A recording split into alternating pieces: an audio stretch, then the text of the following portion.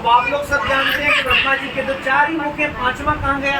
महाराज आप 5 क्यों बता रहे हो? तो भगवान शंकर के विवाह में ब्रह्मा जी का 5वां मस्तक भगवान शिव ने अपने त्रिशूल से काट दिया। कुछ रहस्य हैं जो शिव पुराण बताता है, बीच में बताते चलेंगे आपको। और उसी मस्तक को काटने के कारण ब्रह्मा जी को श्राप दिया भगवान शिव ने कि हे ब्रह्मन, आप भले ही सृष्टि के रचयिता हैं, लेकिन आपकी कहीं कोई पूजा नहीं की जाती। आप देखते हैं कि हम सबकी पूजा करते हैं, लेकिन ब्रह्मा जी की कोई मूर्ति बना करके पूजा नहीं की जाती है। एक आधा मंदिर है आजकल तो बना देते हैं, पुष्कर में है मंदिर ब्रह्मा जी का, वहां तो पूजा होती है, उसका भी एक रहस्य है, समय मिला तो बताएंगे, उस पर चर्चा करेंगे। वैसे ब्रह्मा जी की पूजा कहीं भी नहीं होती।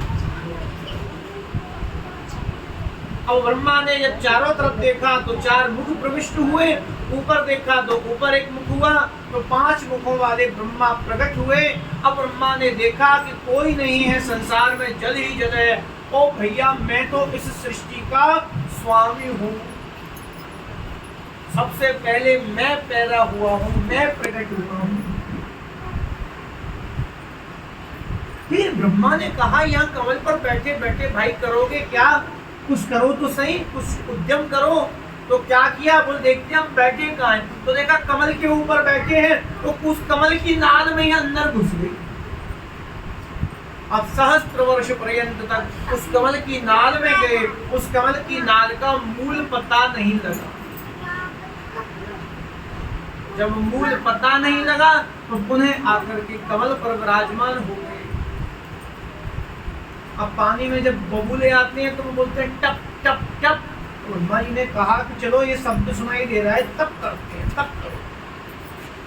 तो तब किया, और तब किया तो तब करने के लिए उन्हें कुछ नहीं था उनके पास में, क्योंकि सृष्टि अभी रची नहीं गई, कुछ था ही नहीं पास में। तो उन्हें उस टप में से एक आवाज सुनाई दी, और वह ध्वनि जो थी वह कुछ और नहीं, वह ओमकार की ध्वनि थी। ओम ओम ओम की आवाज निकल रही थी।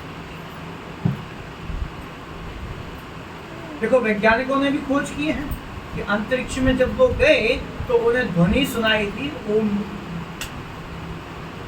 तो ओम की ध्वनि सुनाई थी ब्रह्मा जी को, तो उन्होंने उस ओमकार को पकड़ लिया, और ओमकार को पकड़ करके ओमकार का ही जाप आरंभ कर दिया।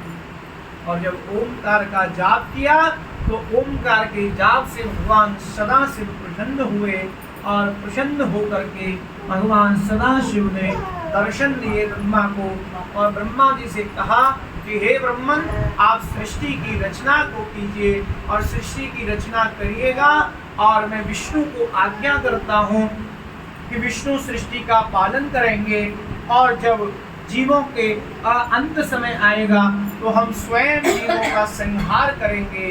तो ब्रह्मा जी ने भगवान शिव की आज्ञा से सृष्टि की रचना आरंभ करी।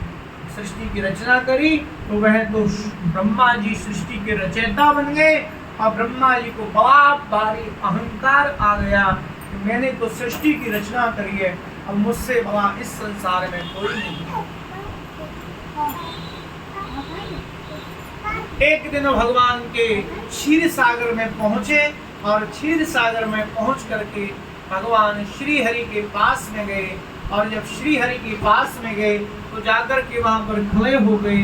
भगवान शांताकारं भुजगशयनं करुणाभं सुरेशम, भगवान नारायण शांताकार उस शेष सैया पर सो रहे थे, नेत्रों को बंद किए हुए थे। लक्ष्मी भगवान के चरणों को दबा रही थी, तो लक्ष्मी ने भगवान से कहा कि अरे पतिदेव, हे प्रभु, देखिए ब्रह्मा जी आए हैं, ये आपसे मिलना चाहते हैं, नेत्रों को खोलिए। अब भगवान तो अंतर्यामी है, घटघटवासी है, तो भगवान पहले से ही समझ गए कि ब्रह्मा जी आज बहुत अभिमान में आए हैं, तो इनसे बोलते नहीं हैं। तो जब इस प्रकार से ब्रह्मा जी से भगवान बोले नहीं, तो ब्रह्मा जी को बड़ा क्रोध आया, और क्रोध में आकर के बोले कि अरे हम आपसे इतने सीनियर हैं, हमने ये सृष्टि की रचना करी, इस सृष्टि को बनाया और आप हमसे बात नहीं कर रहे हैं, हमसे बोल नहीं रहे हैं, चाहिए हम आपके इस काम को छोड़ करके हम अपने घर को जाते हैं। अब ब्रह्मा जी ने ऐसा बोला तो भगवान ने फिर भी नेत्र नहीं खोले। अब भगवान ने जब नेत्र नहीं खोले तब ब्रह्मा जी को और क्रोध आया, क्योंकि ब्रह्मा जी का रजोगुणी स्वभाव है।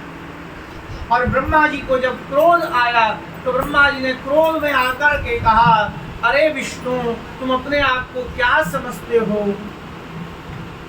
अरे तुम यहाँ